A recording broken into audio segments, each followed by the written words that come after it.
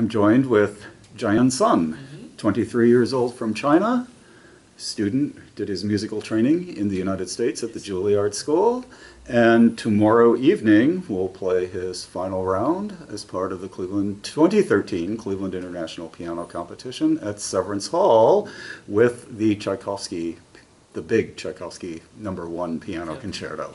Yes, Jiayan, thank you so much for taking the time to talk. Really appreciate it, and I've enjoyed listening to your performances throughout the competition very much. And it's funny, I will tell you that I was listening to all of the first round and then went back and listened to certain people that I was interested in the second round, and you were definitely one of them. Okay. Yes.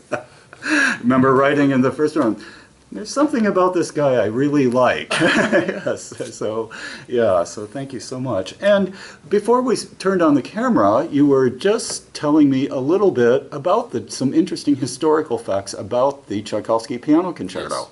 Yes. It's very interesting because he wrote this concerto in the 70s, and originally intended to be played by Nicola Rubinstein, the brother of Anton Rubinstein.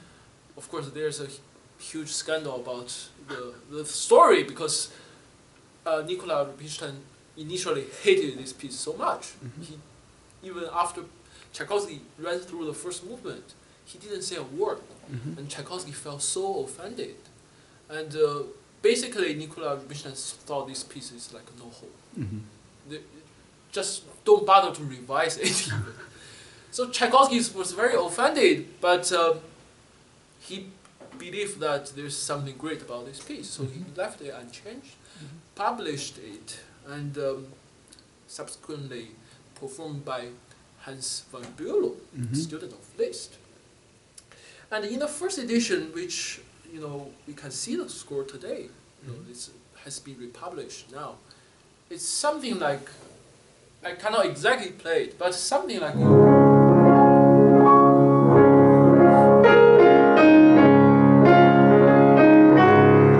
So it's like very arpeggiated chord, and I think it was written just only a forte. So that's in the 70s. I think there were two versions that are more or less the same in the 70s that he published. Then in the 90s, after he taking many comments and from other musicians, including Hans von Bülow and Nicola Rubinstein, and he revised the piece, and now it's the version we see today. We played the third version in the published in the end of 80s and 90s, the beginning of 90s. Then the beginning is changed from those very nice arpeggiation to what we see today. So yes. It's and of course we all love the opening so much. Nobody would say, yeah. Some people try to go back to the first version, play first version. There are other things that got changed. Even not only texture, also there's some material that's got cut in the third version. But the point, it's very crucial that there's this change from 70s, this nice arpeggiation to huge grand chords. Because one of the reasons definitely would be a change of instrument, and even maybe a change of aesthetics.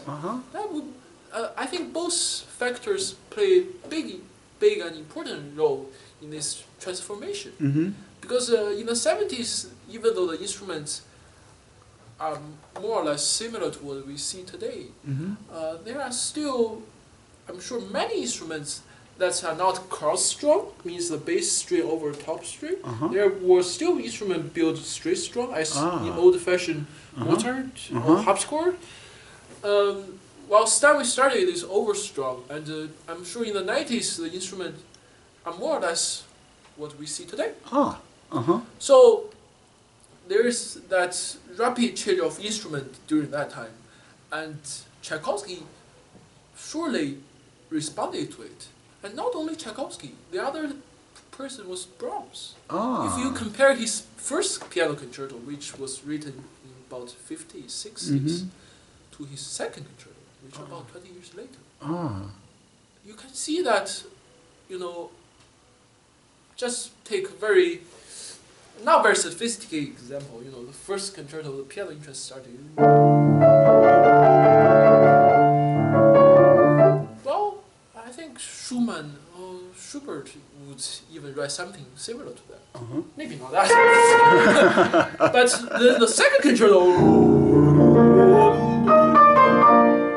with you know, with this bass and everything. Yeah. And you know, we can almost sure that Brahms, when he wrote second concerto, had something like Steinway. I mean, Steinway today in his mind. So his style changed, and the texture and the conception of the sonority of the piano changed. Yes. So that's very, very interesting. Yes, that is interesting. And you're very interested in the historical aspects of music and the instruments. You were telling me yesterday that you also play a lot of harpsichord and forte piano. Yes. Is this something you became interested in China, or after you came to study at Juilliard? Well, I hope I could have been interested in that in China, but even, I mean, today, I mean, in this great music school, I mean, CIM, there's not a single forte piano, I believe. There are a couple of harpsichords.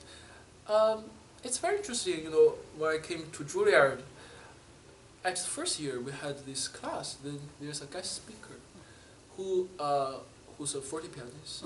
So, and there's, you know, we're fortunate there's a forte piano then there, and now there are two actually, two different ones.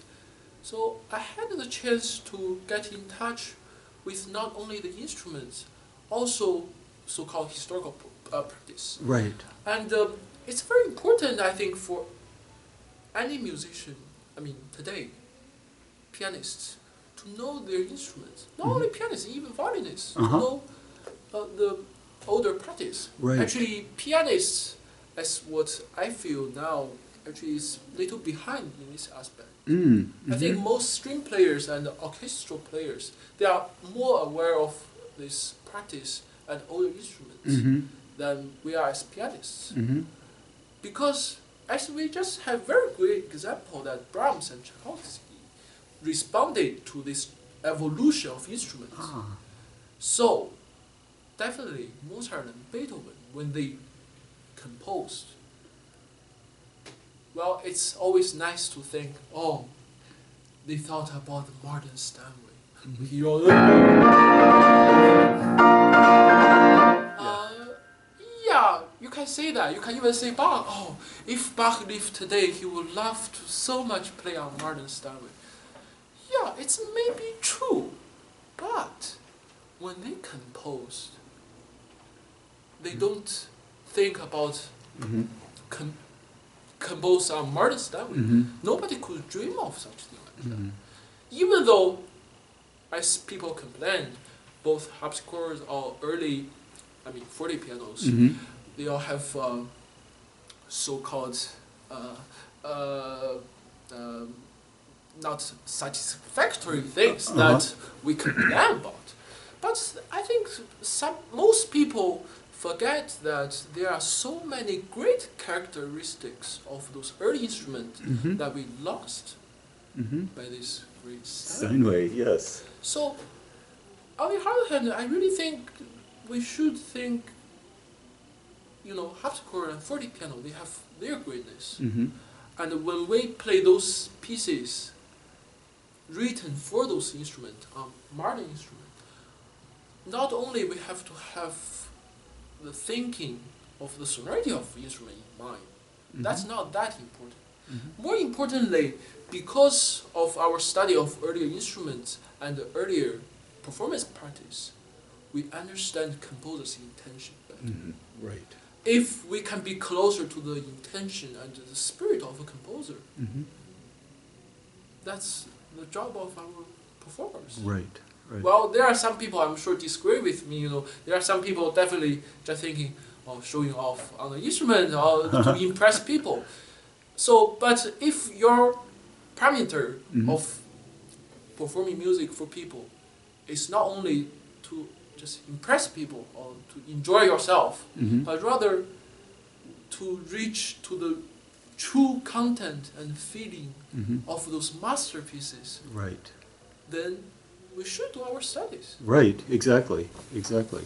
Well, tomorrow night you will sit down to this great instrument on the stage of Severance Hall with not only the final round, but in a sense it is your Cleveland Orchestra debut. Yes. So congratulations. And I hope the meeting with Mr. Sanderling went well yesterday? Yes, he's a great musician. Yes. We enjoyed very much our meeting, and I'm very much looking forward to the collaboration. Yes, yes. Oh, we're all looking forward to hearing it as well. And best of luck. Thank you. And thank you again, congratulations, and thank you so much for taking the time.